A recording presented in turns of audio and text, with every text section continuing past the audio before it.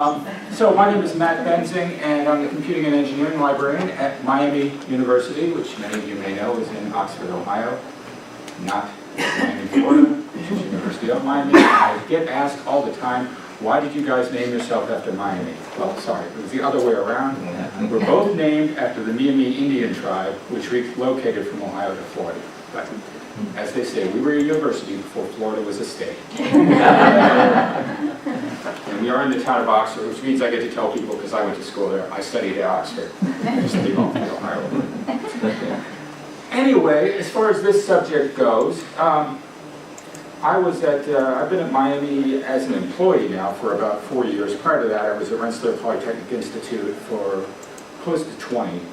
And while I was at RPI, I got to work some with Digitool and doing some of this sort of thing. I mean, there, I was doing data from the Darren Freshwater Institute, which involves statistical data, also involved videos and things like that, and even like old VHSs I had to try and save and things like that. And our electronic arts program, the student capstone projects, a lot of which were video games, figure out a way to deal with that. So I had some experience with this. It's been a few years ago, though. I'm currently trying to get Miami's libraries more into this. You know, we have a scholarly repository. However, I think we've got like 16 data sets in it right now. So I'm trying to get us to have more of a program along those lines. So in that case, I'm in the same place that it sounds like some of you are at.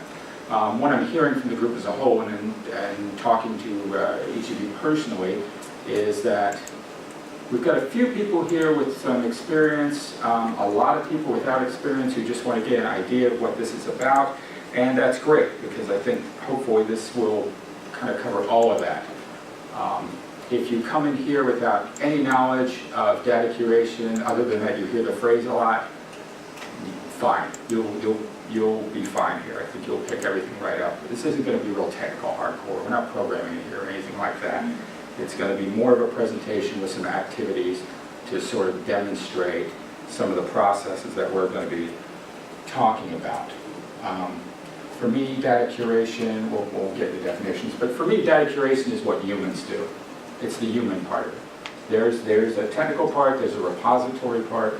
No, I hate that word repository. It always sounds like suppository. Wish they had another name. But there's that whole side of it, but the curation part to me is what people do. So that's what we're really going to be looking at. So, with that, let's go ahead and start. I'm going to be walking back and forth in front of my projector here, apparently, because I have the need to walk, and there's not many places for me to go. You've probably heard that T.S. Eliot quote from Four Quotets many times. Where's the wisdom we've lost in knowledge? Where's the knowledge we've lost in information? Well, now I would say, where's the information we've lost in data? We are binging on data. Research data is generated at an astonishing rate now. I could give you all kinds of statistics of how much data is generated now versus years ago, but we all know that it's an incredibly large amount. And what I like to compare it to, whoops, I went too fast there. My computer is being really sensitive today, unfortunately, and of course I knew I was going to forget something. It's the mouse, so I'm trying to work with my touchpad. Anyway, what is data? What is data curation? I like to think of it in terms of photographs. How many of you, this will separate us by age, how many of you have owned a film camera? Oh, just about everybody. Okay, when you owned a film camera, you took pictures, you got them developed, and you got a hard copy, you got a photograph. What'd you do with the photographs? Put them in a box. Put them in a box, in a shoebox? Definitely. Photograph album. You had all kinds of things that you could do with them. So that went on for a long time. Then, you know, maybe the first thing you did was you got a flip phone that had a little camera in it. It was a crappy camera. It was very blurry and didn't take very good pictures, but it was always with you. So you use it because sometimes you're someplace, you don't have a camera with it, but oh, I got my flip phone. I met Katie Couric, had somebody take a picture of the flip phone. It looks like two blurs standing together. It could be anybody. But, you know, it was there, so I used it. So, okay, you're starting to take pictures with your flip phone now. So you've got pictures in that flip phone, probably stored on like a micro SD card. Then maybe you buy a point-and-shoot digital camera. Or if you got the money, you buy a DSLR. But you get the point-and-shoot camera, you're taking pictures, you're getting pictures from that camera. That's going to be like on an SD card. So now you've got pictures from your point-and-shoot camera, you've got pictures from your little flip phone camera, and you've got your shoebox full of photographs. Well, then you get a smartphone, and the smartphone cameras start getting better and better. So pretty soon the point-and-shoot goes in the closet somewhere, and you start using the smartphone camera all the time. So now you've got smartphone pictures that are maybe on your phone, maybe they're on the iCloud, maybe they're somewhere else. And then you've got some of these little SD cards laying around that have pictures on. You've got the micro SD cards, you've got the shoebox full of photos. You've got all these pictures in all these different formats. You want to make sure you have them all. Maybe you used to print them out a lot, but now, if you're like most of us, over time, you go, I don't need to print it, I'm not going to print it, I've got too many. Because the other thing is, now that you can take pictures in a computer file, you can take as many as you want. It's not like, oh, I bought 26 exposures on this roll, that's all I got to be judicious now. Well, I'll take 25 pictures of that tree because one of them's going to be good. I'll delete the other ones later. Sure you will. So we've got massive amounts of data, massive amounts of pictures in all these different physical formats, in all these different file formats, and with different naming conventions, which sometimes might duplicate each other. So if you put them all together in one file, whoops, maybe you just overwrote different pictures because they have the same file names. So you've got this big mess of stuff, and what do you do with it? A lot of people now, I know I'm looking at this, are figuring out, what kind of online repository they want to use. Google Photos, Amazon Photos, the iCloud, to kind of gather all your stuff and put it together and have it make some sort of sense. All these different formats, plus if you're scanning your old physical photos. So that's a data curation project that most people are finding themselves involved with this at this point, or trying to get someone to help them with it at this point. And that's a good analogy for what we're doing with research data, because we've got research data, we've got old research data in paper, some of which is disappearing. We've got various file formats that have been generated over the years, things that have been kept here and there, and we've got all sorts of different sources, and we've got repositories that we're trying to gather these things together in, with metadata so they make sense. So, for us, the definition I like to use of data curation is this one from Lisa R. Johnson. Anyone know who Lisa R. Johnson is? Has anyone read anything about her? She does a lot of stuff with data curation. She's one of the main people in the Data Curation Network, which we'll talk about. But her definition is applying the archival principles of library and information sciences to a wide variety of data objects from all disciplines that prepare them for ingest, access, and long-term preservation within an environment that facilitates discovery and access while not diminishing their content, authenticity, and value. That's a mouthful, but let's unpack that a little bit. So, archival principles of library and information sciences. Well, we know what those are. To a wide variety of data objects, again, all sorts of research material. Traditionally we've just dealt with articles, but now we're dealing with the data behind the articles. Prepare them from ingest, access, and long-term preservation within an environment that facilitates discovery and access. In other words, you want the stuff to be where people can find it. One of the things you're going to see as we go through this stuff today is there's a set number of concepts that you're going to hear described over and over with different words in different ways, but they all seem to follow the same pattern. There's this general overall pattern that we'll be following. So data, when we talk about research data, we're talking about all kinds of things. Measurements from instruments, experimental observations, images, text, quantitative data. You can throw qualitative data in there too. Survey results, simulation data, slides, sketches, lab notebooks, all sorts of stuff. And that's what we're trying to deal with. You can group these into 3 different classes because people in this field like to really group stuff a lot, and give stuff names a lot, and come up with acronyms a lot. We're going to learn a lot of those alphabet soup. But there's 3 main classes, and they have to do with the way that you would curate something or what exactly you would curate. So observational data, climate readings, field notes. Important thing about that kind of data is it's historical and cannot be reproduced in any way. If you take environmental measurements in a certain place on a certain day, That's it. You can't go back and take them again. If that data is lost, it's lost for that place and time. Computational data, you might need information about the hardware and the software, but not necessarily the results. So if you have data that's produced from a computer program, you still have the program.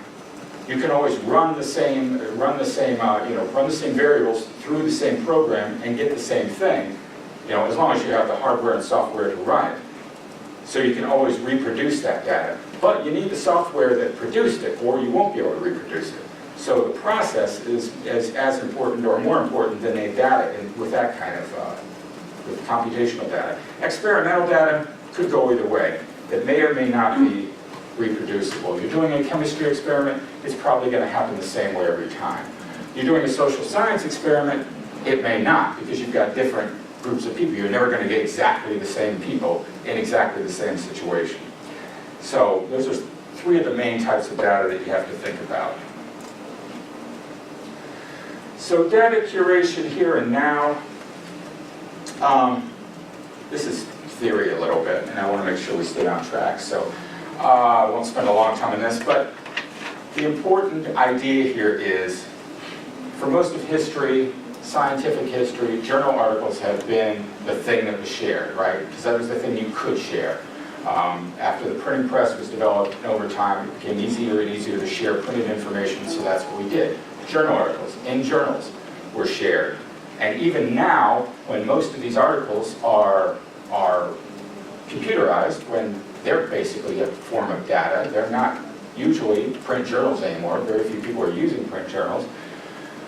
We're still mentally in that world. We still talk about volumes and issues and page numbers, even though there's no volume, there's no issue. Most people don't even know what a volume means now that was actually a bound thing on a shelf. That's why it's a volume.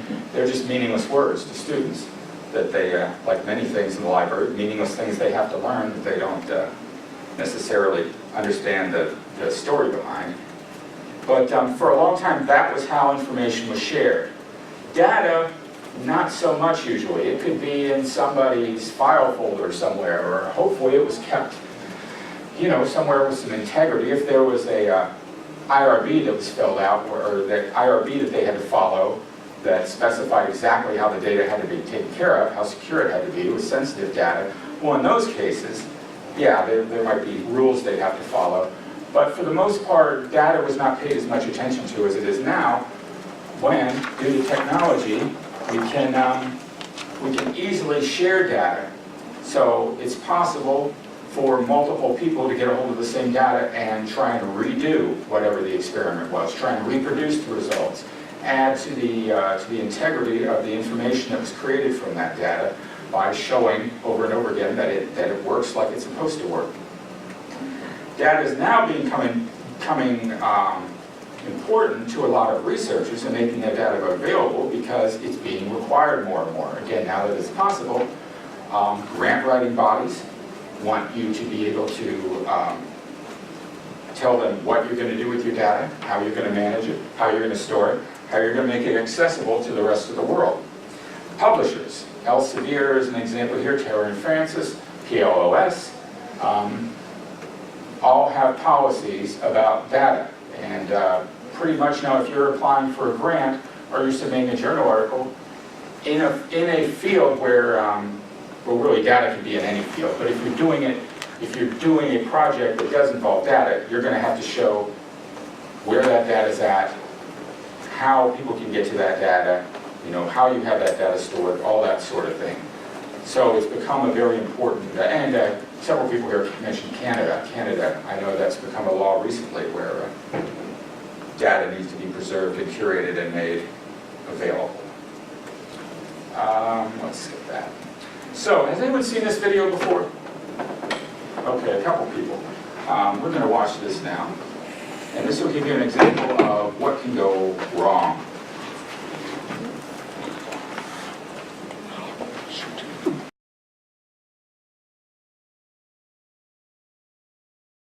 Hello. My name is Dr. Judy Benign. I'm an oncologist at NYU School of Medicine. Hello, Dr. Judy Benign. I read your article on B-cell function. I think that I could use the data for my work on pancreatic cancer. I am not an oncologist. I know, but I think I could use the data for my work on pancreatic cancer. Do you have the data? Everything you need to know is in the article. No. What I need is the data. Will you share your data? I am not sure that will be possible. But your work is in PubMed Central and was funded by NIH. That is true. And it was published in Science, which requires that you share your data. I did publish in Science. Then I am requesting your data. Can I have a copy of your data? I am not sure where my data is. But surely you saved your data. I did. I saved it on a USB drive. Where is the USB drive? It is in a box. It is in a box at home. I just moved. But can I use your data? There are many boxes. So many boxes. I forgot to label the boxes.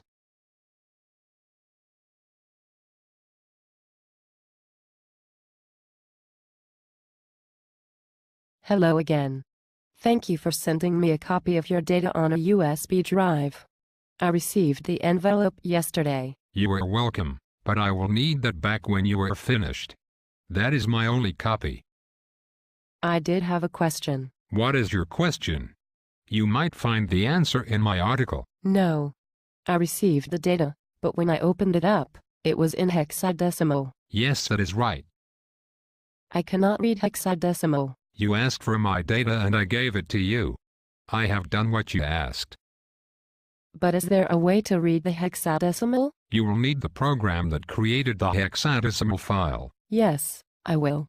What is the name of the program? Cytosynth. I do not know this program. It was a very good program.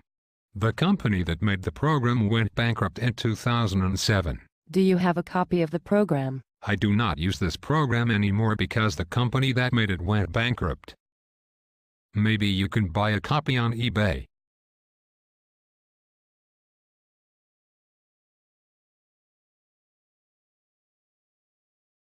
I have good news. You again. I talked to my colleague. She knew a person with a copy of the software. Then why do you need me? Everything you need to know about the data is in the article. I opened the data and I could not understand it. If you have the program, you will find it is clear. Well, I noticed that you called your data fields SAM. Is that an abbreviation? Yes, it is an abbreviation of my co-author's name. His name is Samuel Lee. We call him Sam. I see. And what is the content of the field called SAM1? Ah yes, SAM1 is the level of CXCR4 expression. And what is the content of the field called SAM2? That is logical if you think about it. What is the content of the field called SAM2? I don't remember. What about SAM3? Is there a guide to the data anywhere? Yes, of course. It is the article that is published in Science. The article does not tell me what the field names mean. Is there any record of what these field names mean? Yes. My co-author knows what the content of SAM2 is, and SAM3. And SAM4. Can I talk to your co-author? I'm not sure. I would very much like to talk to your co-author. Well, he was a graduate student. He went back to China 2 years ago. Can I have his contact information? He is in China. His name is Sam Lee. I think I cannot use your data. You could check the article to see if what you need is there. Please stop talking now.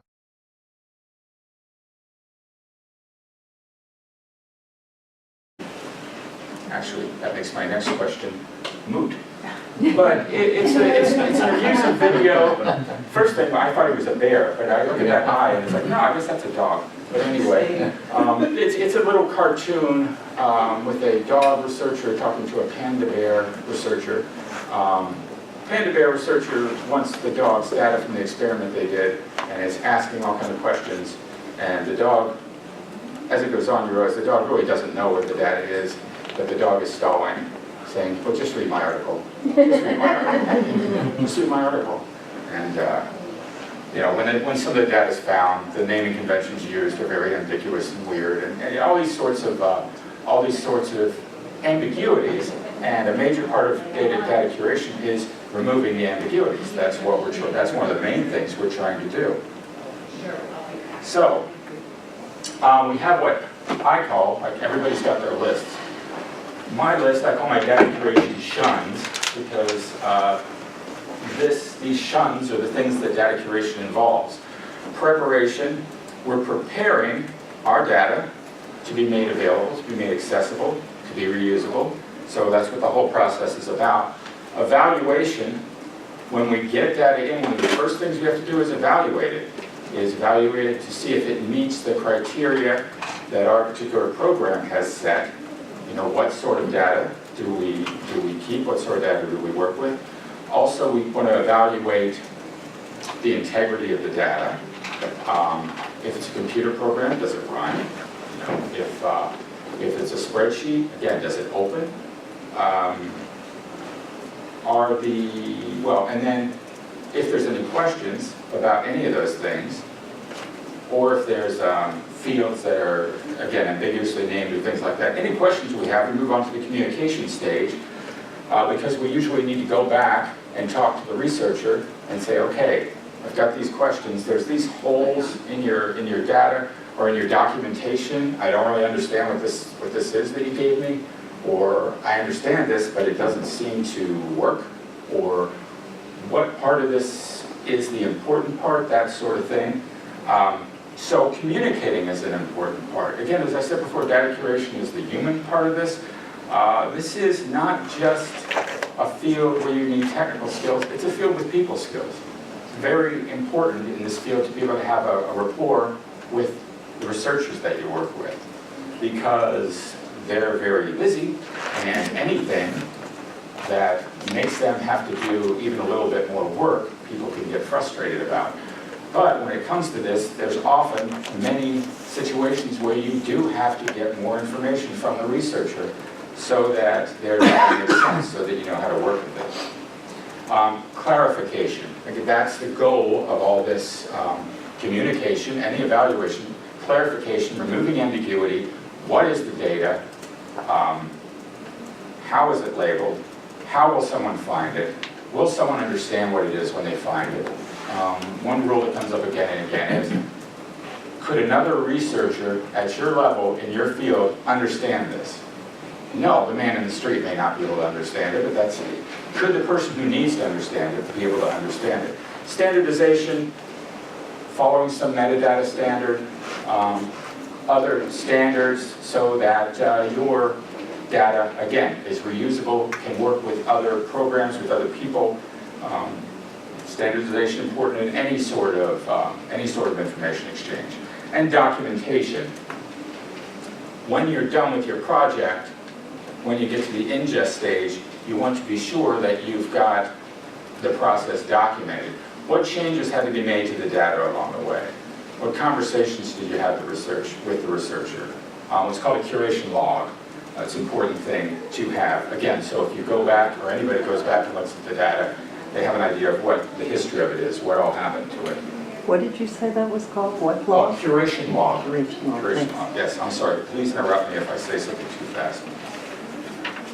Or if I don't make sense, which could be often. The purpose of the curator, we're proofreaders in a lot of ways. We're proofreading data because just as when you write an essay and you go back over and read it, it sounds great to you because your mind is filling in holes for you that you maybe weren't aware of. You having technical issues? Yeah, but I'm not going to worry about it now. It was just the sound, but I'm going to keep going. Yeah. Thanks, though. Yeah, because I basically told the story. I could have acted it out up here. I probably should have, actually. That would have been pretty cool. But anyway, so we're proofreaders because, again, when you write something and you go back and read it, maybe it makes sense to you, but you have another pair of eyes that look at it and say, you know, this sentence doesn't really make sense, or you left out a word in there, or, you know, the kind of things that when you're reading it, again, you know what you meant, And your mind, as it does with so many other things, just fills in holes for you, so you don't realize the problems with your writing. And it's the same thing with data. The researcher maybe doesn't realize where there's some gaps or where the information isn't exactly clear. Curators describe by applying or improving labels and metadata. Actually, most of the information should or would be provided by the researcher, but again, might need to be edited, might need to be clarified, might need to be put into, well, is going to have to be put into a metadata standard, unless the researcher has already done that, unless they know that area very well. Translate. File formats. Another part of this process is deciding what file formats to transform the data into, if at all. That's always difficult, because what you're trying to do is you're kind of gambling on, well, what's going to be a viable data format in 20 years? There's certain rules, actually we'll get into this in more detail later, but there's certain rules you can follow having to do with things like open standards are always better than proprietary standards. Files that are hardware independent, because if you have a file that's depending on a certain piece of hardware or a certain piece of software, if that goes out of production, well, then you're stuck. I mean, again, going back to the image, going back to images and videos and things like that. If you work in libraries, you've experienced a lot of information sources that are no longer, or very difficult now to reproduce. Anybody ever had a pneumatic tape? I remember, gosh, what was it called? Fiche, not microfiche, but the ultrafiche. Ultrafiche? Ultrafiche didn't last long. We'll make it even smaller. And so you have to buy another reader to read it. And then we went out of business, so good luck with that. So that's the kind of thing that you really are trying to avoid happening.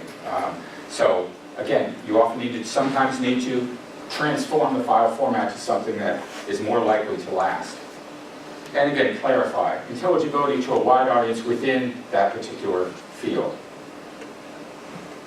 Okay, and whoever was talking about vocabulary, there's a nice link here you can use, our data curation thesaurus, which is like a data curation dictionary. Again, I won't go through that now, but you're going to get all these links and slides later.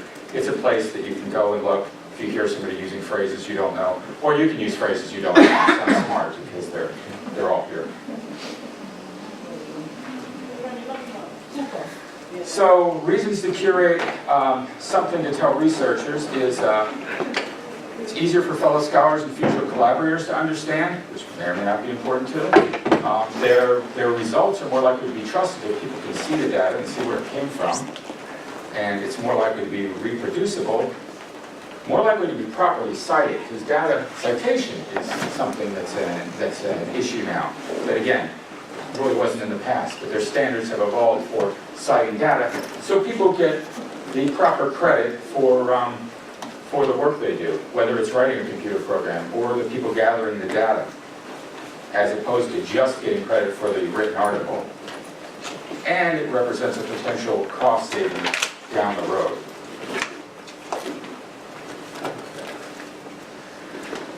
One of the issues that and again, this talk was about contemporary issues with data curation. One of the issues we're dealing with at the moment is data is being lost. Who's heard of data rescue? Who's heard that phrase? Oh, that's all. Data rescue projects started popping up. Okay, it's election day, and I'm not going to get into that. But I'll just say, in the last big election, there were statements made that made people concerned that certain research data might just disappear.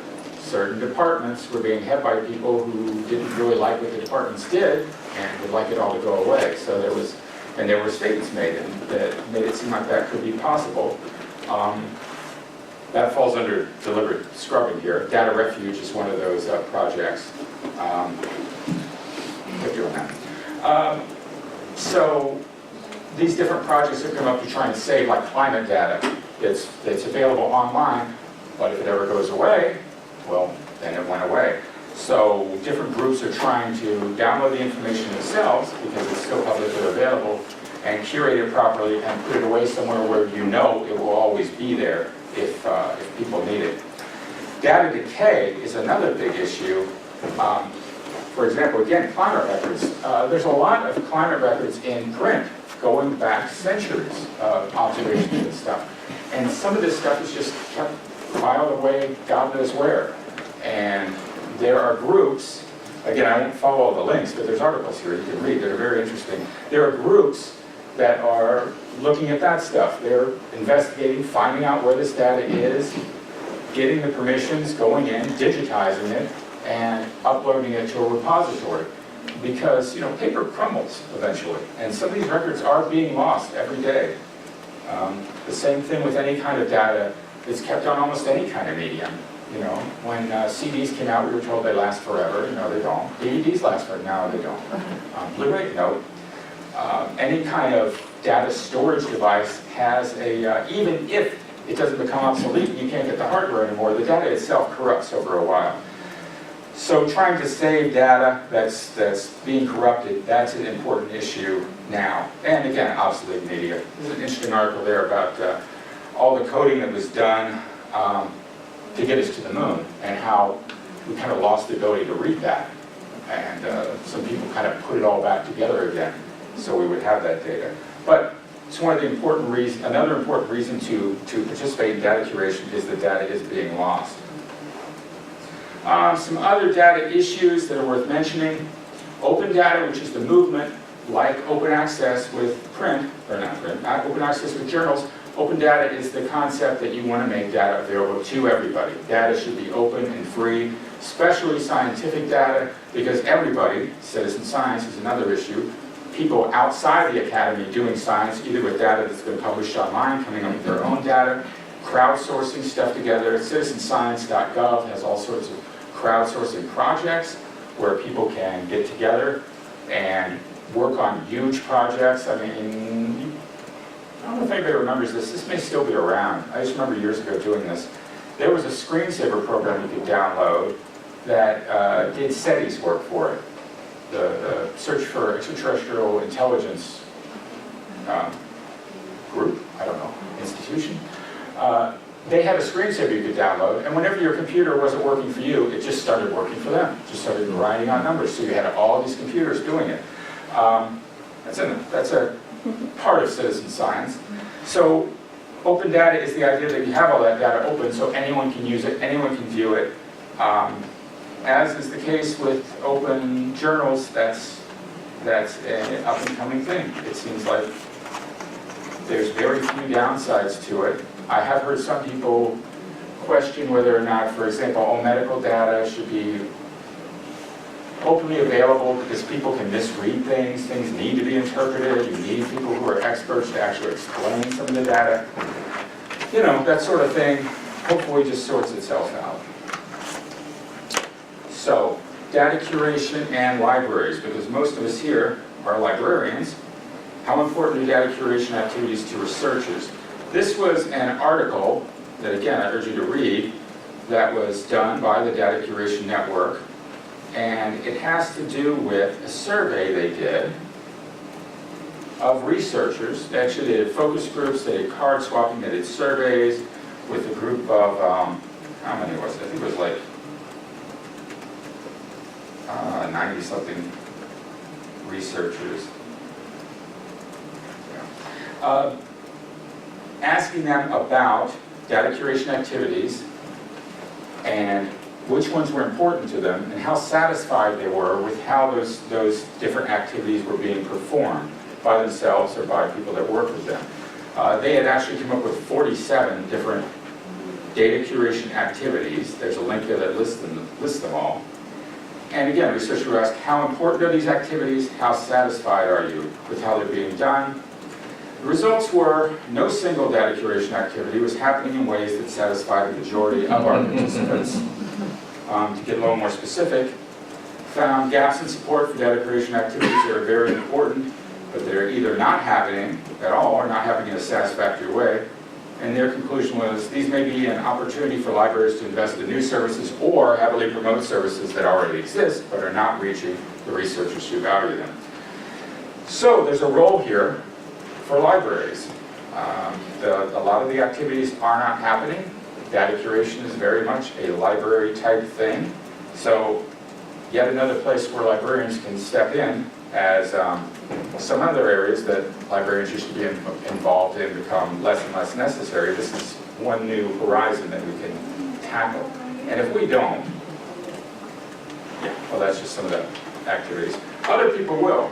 Springer Research Data Support is a fairly new service that Springer started offering for a fee, but basically it's data curation for a fee instead of a library doing it, for free. And if libraries aren't doing this, people will go to someone else who will. Remember a few years ago at RPI we had was it Blackboard? It was one of our,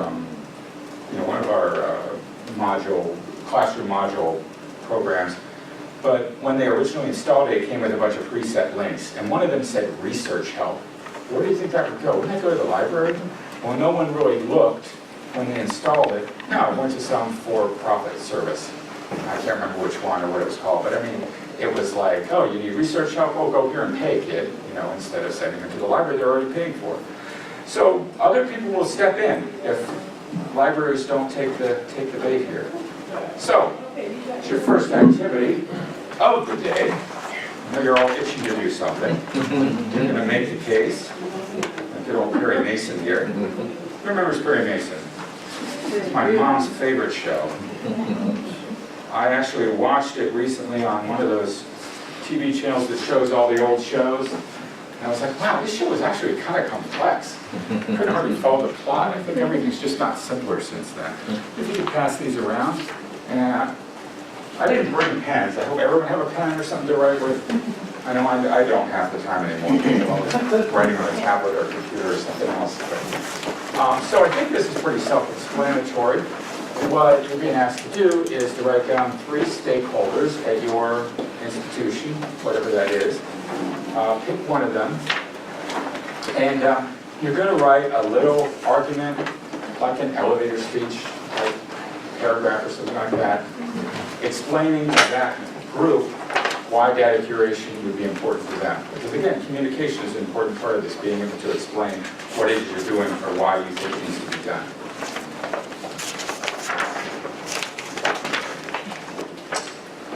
Okay, does anyone want to share their exercise? Do we have any volunteers?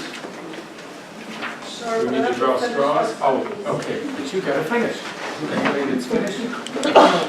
So, what were your interests? So at my institution, 3 major stakeholders would be the Applied Research Department, the one that works with the students and outside companies to develop potential projects using human research most often. Then there's the institutional research department that gathers all the data, runs all the surveys, etc. And then we have another area called the Helix, which is a new entrepreneurial type of maker space, inviting the general public in to develop projects and connects them with outside companies that might want to invest and things like that. So those are 3 examples of areas. The one I've chosen is the applied research, the one that works with students right now, because truthfully I have no idea how they're tracking and curating their data. So what I wrote in terms of a brief statement was more bullet points, but the data curation for applied research projects would benefit multiple user groups. The researchers, by tracking their data, making it easily accessible, and ensuring it wouldn't be lost. The end user will be able to find the data through the metadata or whatever practices, standards that we develop.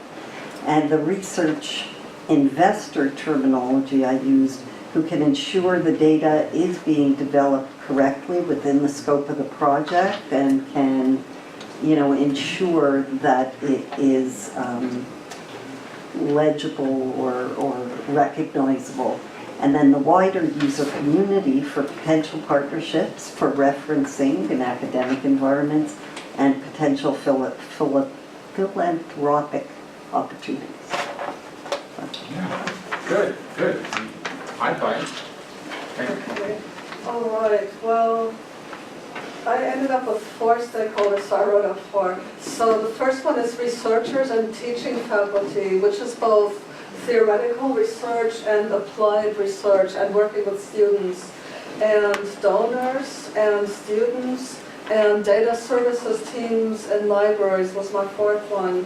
And for researchers, aspects of data curation that would be relevant to them, I chose the researchers and teaching faculty because of the double whammy of impact to improve the theoretical foundations of research and the impact of the students' future skills who are learning from the researchers.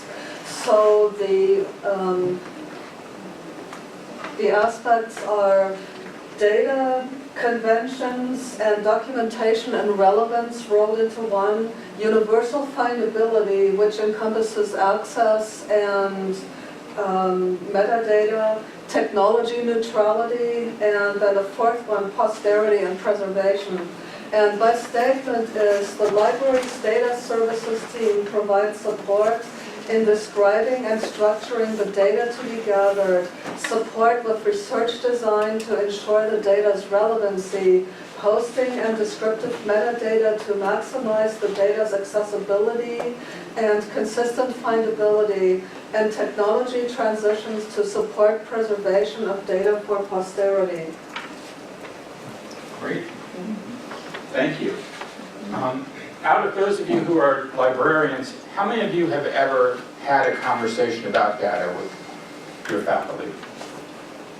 Okay, so quite a few. So, did they approach you or you approach them in those cases? How many approached them? How many did they approach you? How many have both have happened? Okay. Good, good. Never mind. Screensaver. Okay, well, at this time, I think we'll go ahead and take a break now. It's the top of the hour.